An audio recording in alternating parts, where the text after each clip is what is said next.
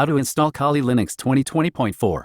Hello, my name is Romeo 2.0. In this tutorial you are going to see how to install Kali Linux 2020.4. Please note that this video does not cover downloading the Kali Linux ISO file and setting up your virtual machine. If you are interested in seeing everything from the beginning, I covered it in an earlier video. The link is in the description below. With that being said, let us start.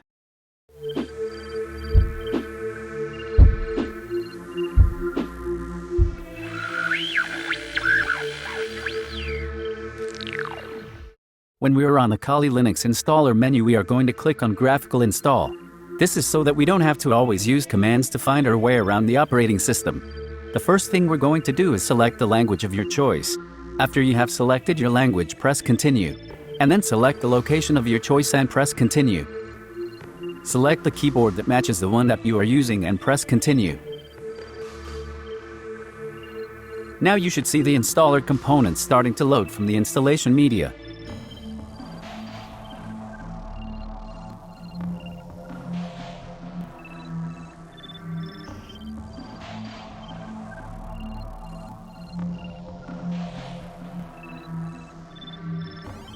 You should see the network configuration.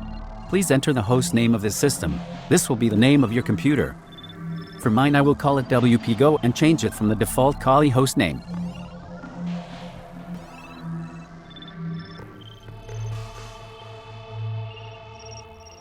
For the domain name field, we are going to leave it blank and press Continue. In this example, I will configure the full name of the new user the same as the username. You could choose to add your name if you like and press Continue. Now you can set up your username and password. I will call mine WPGo, press Continue and enter a password.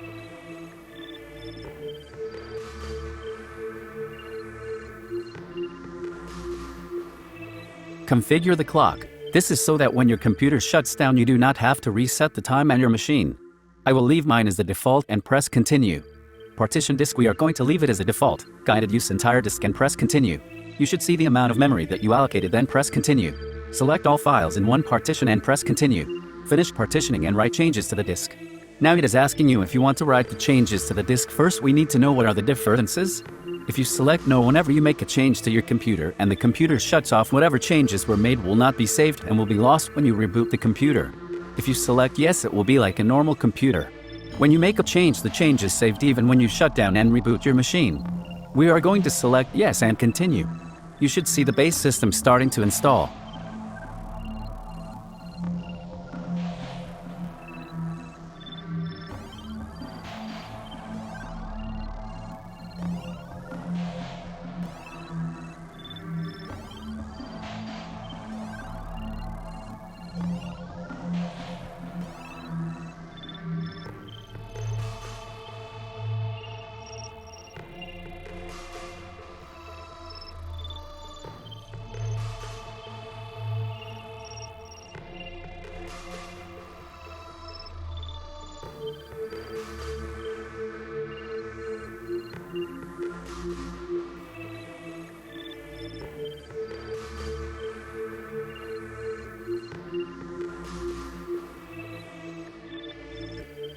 Now this is done. It is asking you to choose the softwares you want to install. We will leave it at the default and press Continue.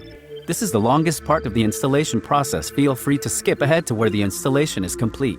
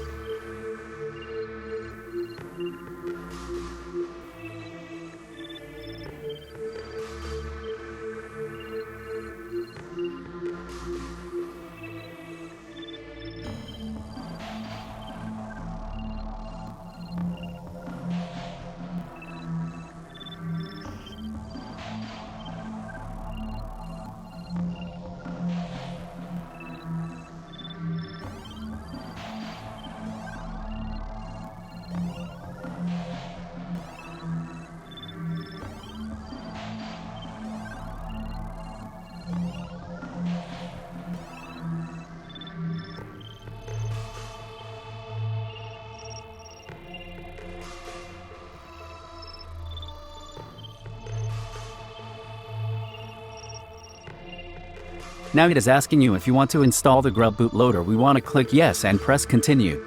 We do not want to enter devices manually. We will select the default path given below and press continue.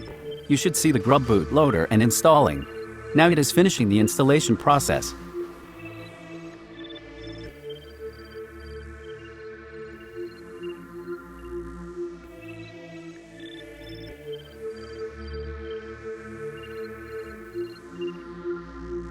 Now that the installation is complete, press continue. The machine will reboot, then you will have to enter the username and password you created in the installation process. That is it, we're all done. There are a few things that we need to configure on our newly installed Kali Linux machine. However, I will cover those in another tutorial. Be sure to comment and subscribe so that you don't miss out on any of our great content. See you next time.